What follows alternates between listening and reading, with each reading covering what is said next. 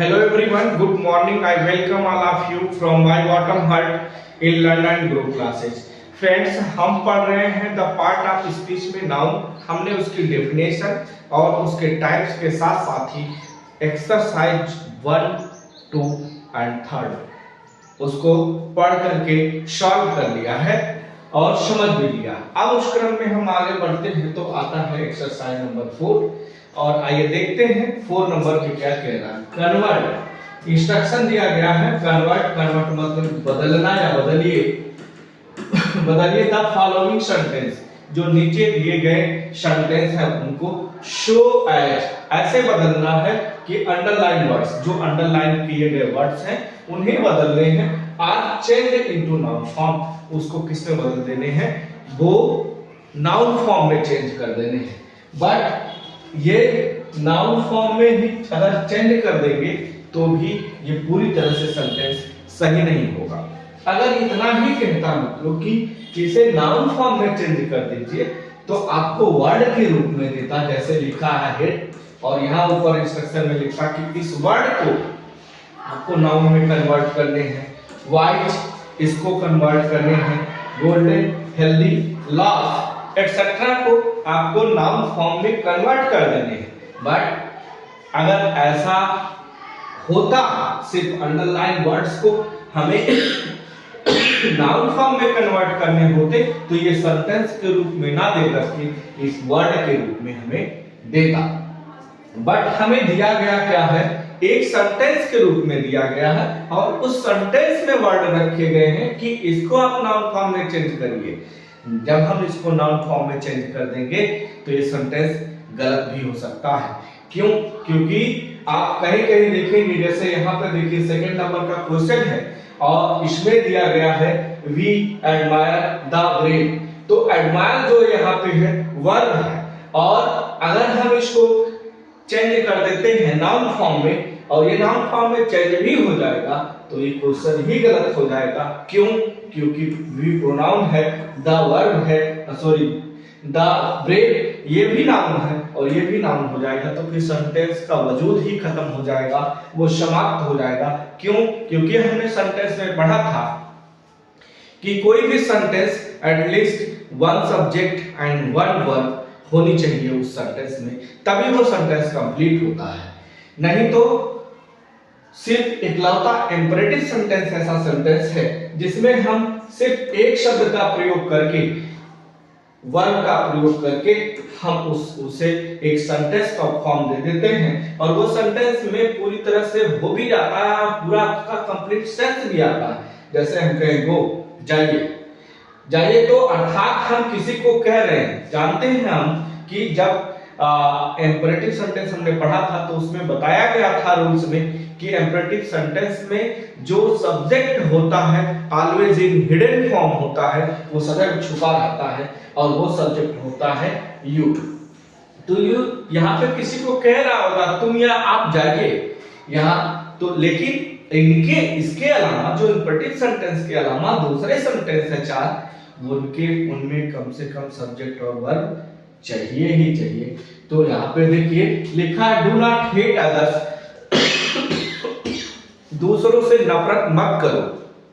इसका मतलब है दूसरों से नफरत मत करो। लेकिन जब हम इसको ये हेट वर्ड को नाउन फॉर्म में चेंज करते हुए लिखेंगे तो कुछ इस तरह से लिखेंगे उसे और सेंस भी बहुत ज्यादा नहीं बदलेगा और कहने का भाव भी वही आएगा। लिखेंगे डू नॉट, डू नॉट को जैसे है वैसे ही लिख लिया।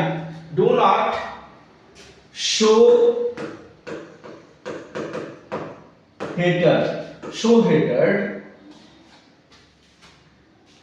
towards other, do not show hatred towards other।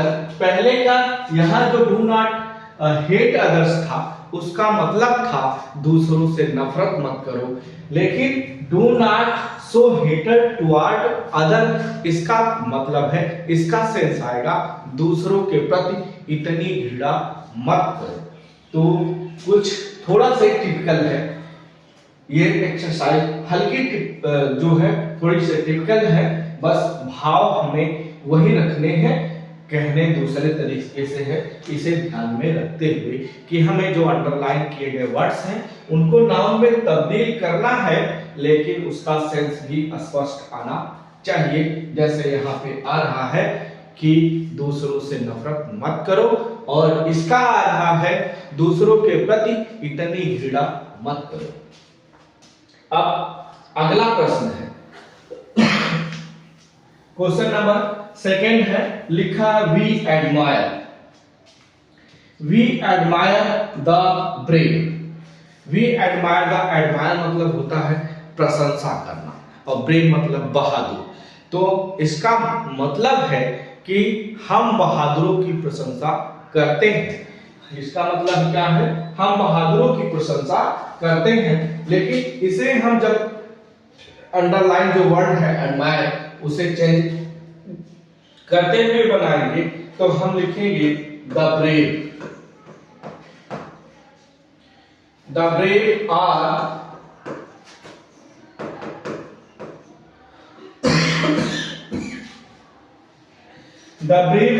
given admiration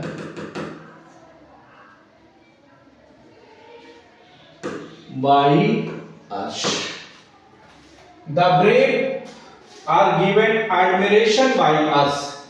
इसका हमने बनाया वी एडमायर, जो एडमायर वर्ड था इसका बनेगा तो एडमिरेशन होगा नाउन, लेकिन इसका भाव ना बदले, इसलिए हमने जो सेंटेंस बनाया कि the brave are given admiration by us. पहले का जो यहाँ क्वेश्चन में है वी एडमायर द ब्रेव, इसका तात्पर्य, इसका अर्थ है हम बहादुरों की प्रशंसा करते हैं। लेकिन the brave are given admiration by us, इसका तात्पर्य है बहादुरों की प्रशंसा, बहादुरों की हम प्रशंसा करते हैं, बहादुरों की हम प्रशंसा करते हैं। तो इस तरह से जो क्वेश्चन नंबर सेकंड था उसको हमने सॉल्व किया। अब आगे उस क्रम में आगे बढ़ते हैं, तो घबराने की आवश्यकता नहीं मित्रों, ये थोड़ा से हल्का से टिपिकल है। जो एक्सरसाइज है वो थोड़ी सी हल्की कठिन तो जरूर है। ये थर्ड नंबर का प्रश्न है, लिखा ही इज वाइज। वाइज मतलब होता है बुद्धिमान। वाइज मतलब क्या होता है, बुद्धिमान होता है।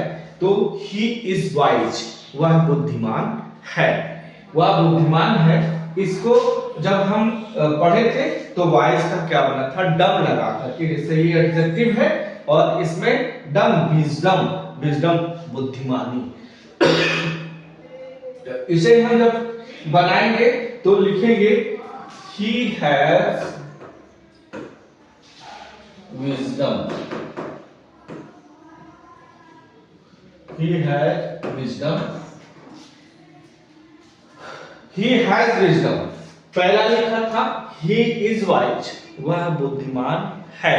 दूसरा जब ये इसको हमने वाइज को बनाया किसमें, नाउन में तब्दील किया तो बना विजडम, और सेंटेंस को हमने सही किया तो वो बना he has wisdom। अब इसका अर्थ हुआ उसके पास बुद्धि है, और यहाँ पे था कि वह बुद्धिमान है, और इस यहाँ पे जो बन गया नाउन चेंज करते हुए, अंडरलाइन वर्ड्स को चेंज करते हुए जो सेंटेंस बना वो बना he has wisdom, वह बुद्धिमान, उसके पास बुद्धि है। अब अगला प्रश्न है, और वो प्रश्न नंबर है 4। प्रश्न नंबर 4 है, उसमें कह रहा कि if you are cruel, cruel मतलब निर्दयी होता है, क्रूर होता है, क्रूर टू अदर्स, दूसरों के प्रति यदि आप क्रूर हैं, you will not gate praised, आपको प्रशंसा नहीं मिलेगी। अगर आप दूसरों के प्रति, मतलब हुआ पूरे का, अगर आप दूसरों के प्रति क्रूएल हैं, दूसरों के प्रति क्रूर हैं, तो you will not be praised, आपको प्रशंसा नहीं मिलेगी। अब इस वर्ड में, इस सेंटेंस में देखिए जो वर्ड क्रूएल है और प्रेज मतलब प्रशंसा, क्रूएल मतलब क्रूर, इसको हमें बदलने किसमें है, नाउन में बदलने हैं। और अब ये सेंटेंस जो हम बनाएंगे देखिए क्या बनता है। इफ यू लिखा है, इफ यू शो क्रूएल बनेगा show cruelty. If you show cruelty to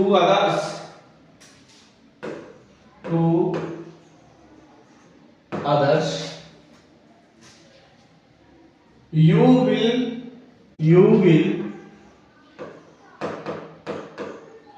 will not get praise. If you show cruelty to others, you will not get praise. पहला लिखा जो क्वेश्चन में मित्रों लिखा कि if you are cruel to others, यदि आप दूसरों के प्रति इतने क्रूर हैं तो you will not be praised, तो आपकी प्रशंसा नहीं होगी, आपकी प्रशंसा नहीं की जाएगी। यहाँ पे इसका सेंस है मित्रों कि if you are cruel to others, यदि आप दूसरों के प्रति इतने क्रूर हैं, you will not be praised, तो आपकी प्रशंसा नहीं की जाएगी। अब यहां जो सेंटेंस बना, if you show cruelty to others you will not get praise, यदि आप दूसरों के प्रति इतनी क्रूरता करेंगे तो आपको प्रशंसा नहीं मिलेगी। यदि आप दूसरों के प्रति इतनी क्रूरता करेंगे तो आपको प्रशंसा नहीं मिलेगी।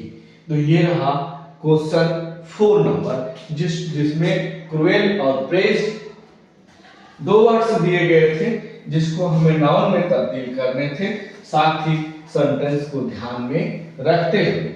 अब अगला प्रश्न है, someone had stolen my golden ring। Stolen मतलब चुराना होता है, चुराना या चुरा लिया। गोल्डन मतलब सुनहरा और रिंग मतलब वो अंगूठी। तो यहाँ पे जो वर्ड्स है वो वर्ड है गोल्डन। इस वर्ड को हमें बनाने हैं किसमें, नाउन में बनाने हैं। और सेंस यहाँ पे है, someone had stolen my golden ring, किसी ने मेरी सुनहरी रिंग, जो सोने की जो रिंग थी उसे चुरा ली है। किसी ने मेरे सोने की अंगूठी को चुरा लिया है। अब इसको हम नाउन में बदलेंगे और सेंटेंस को ध्यान में रखते हुए तो हम बनाएंगे someone had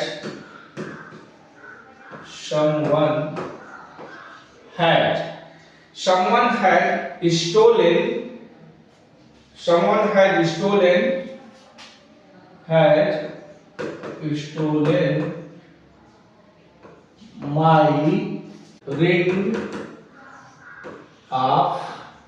of gold।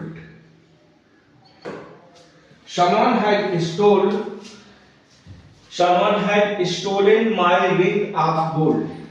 someone had stolen my ring of gold। यहाँ पे था किसी ने मेरी सुनहरी जो सोने की अंगूठी थी उसे चुरा ली है। और यहाँ है सेंस इसका आ रहा है, किसी ने मेरी अंगूठी सोने की चुरा ली, किसी ने मेरी अंगूठी सोने की चुरा ली है। पहले में जो फिफ्थ नंबर है, फिफ्थ नंबर में जो क्वेश्चन लिखा गया है इसका अर्थ है मित्रों, किसी ने मेरे सोने की अंगूठी चुरा ली। और यहाँ जो बना है उसका तात्पर्य है किसी ने मेरी अंगूठी सोने की चुरा ली। तो इस तरह से जो क्वेश्चन नंबर 5 था उसे हमने सॉल्व कर लिया है।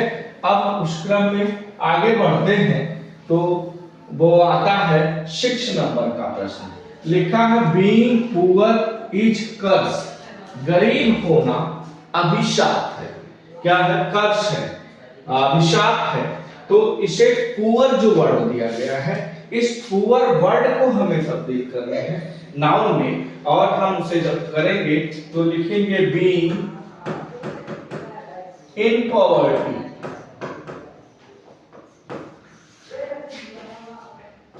बीइंग इन पॉवर्टी, स्पेलिंग है POVERTY,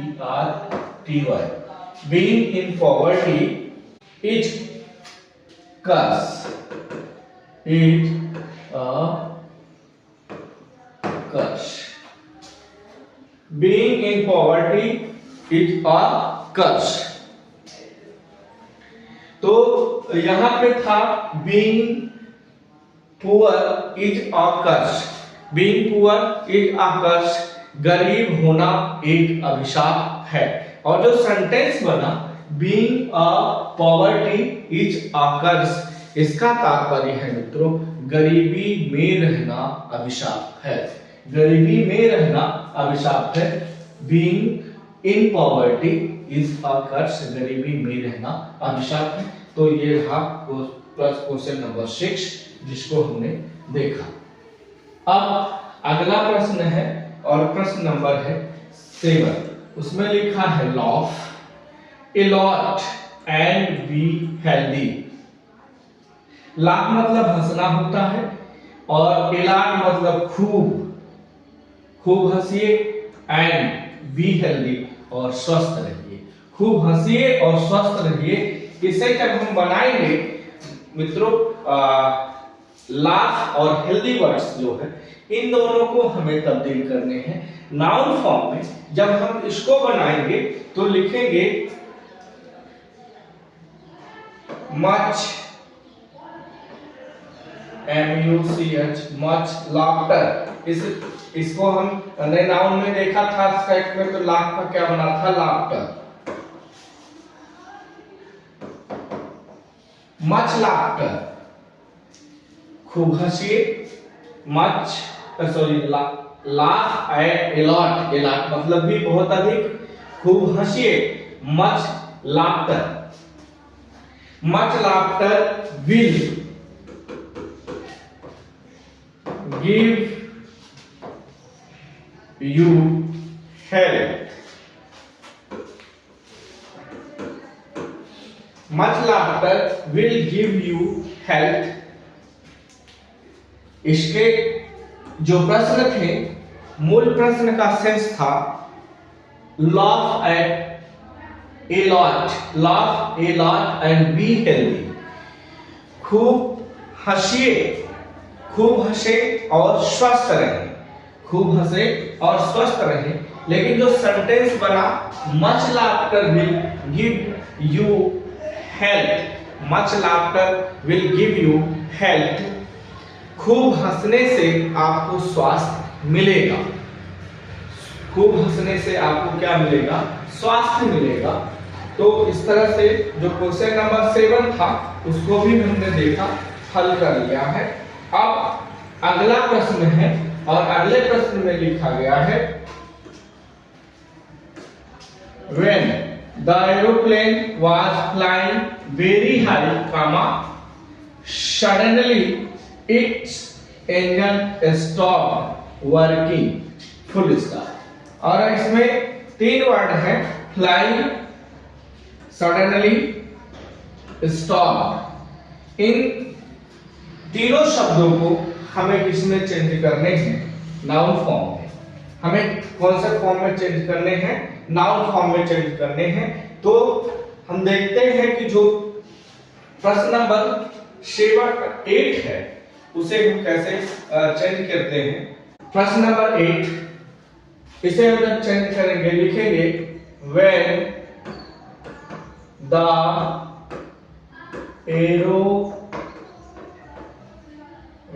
aeroplane was in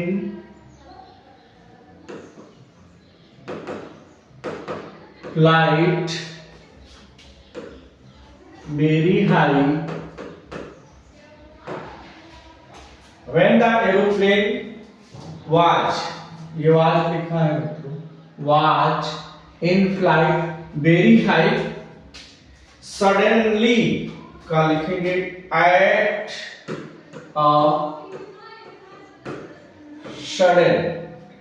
at a sudden its engine stopped working. क्या बनाएंगे हम? its engine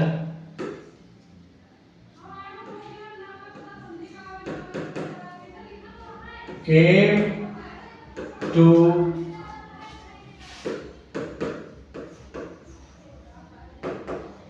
stopped. तो बना sentence, when the aeroplane was in flight very high, comma, at a sudden its engine came to stop. यहां मैं फिर से लिख देता हूं, when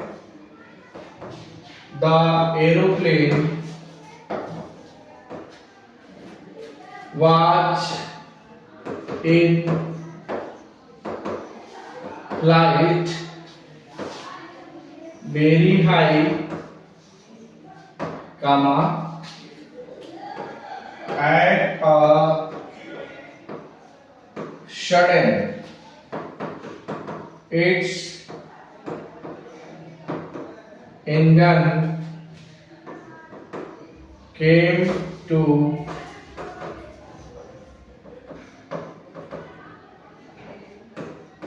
stopped. तो ये 8 नंबर का था। When the aeroplane was flying very high, जब जहाज बहुत ऊंचाई पर उड़ रही थी, जब जहाज बहुत ऊंचाई पर उड़ रही थी, sudden it's engine stop working, तो अचानक इसका इंजन का जो है बंद हो गया। अब यहाँ पे जो लिखा गया है मित्रों,